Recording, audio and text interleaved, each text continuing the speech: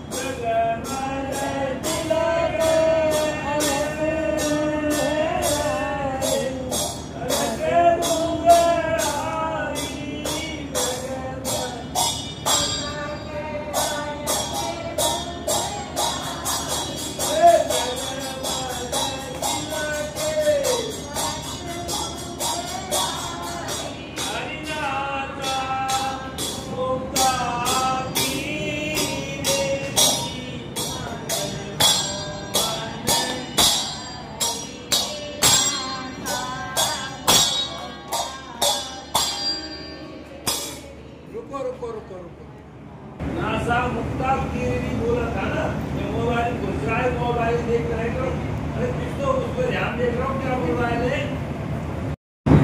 नहीं समझे ना क्या कह रहा था मैं? सैले सैले हर एक पर्वत में मणि नहीं होती है, हर एक पर्वत में मणि नहीं होती है।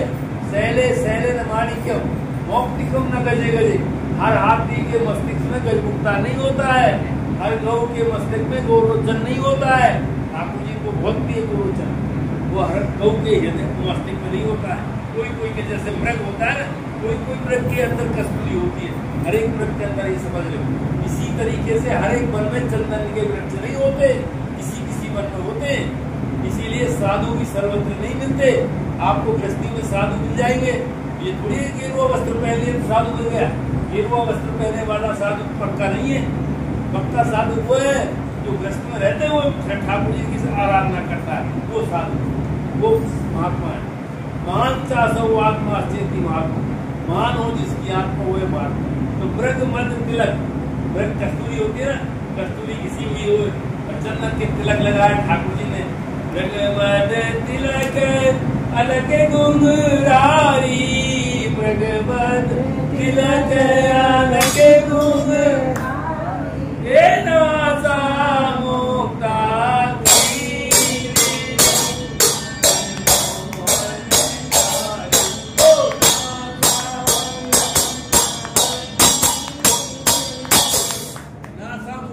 नाक के ऊपर तोता के जैसे नक जैसे लगी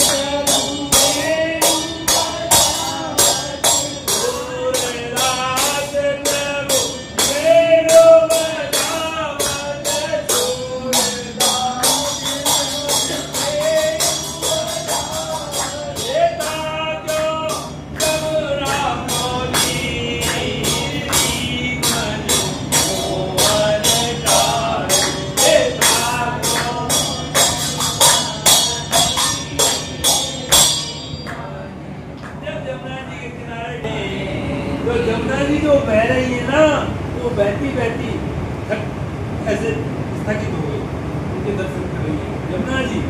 आजो जमुना को नीर मन मोहन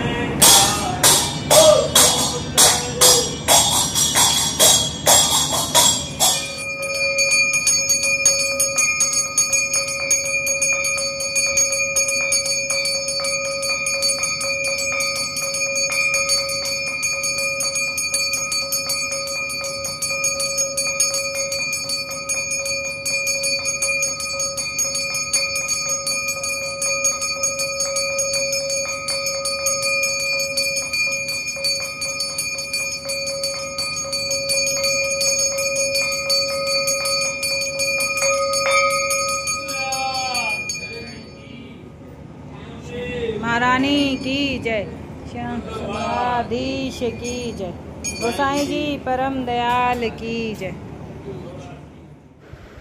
अब श्री जी बाबा के विभिन्न प्रकार के फूलों के श्रृंगारों के दर्शन करेंगे। सुंदर सुंदर श्रृंगार जो अलग अलग दिन ठाकुर जी ने धारण किए थे, उनके दर्शन।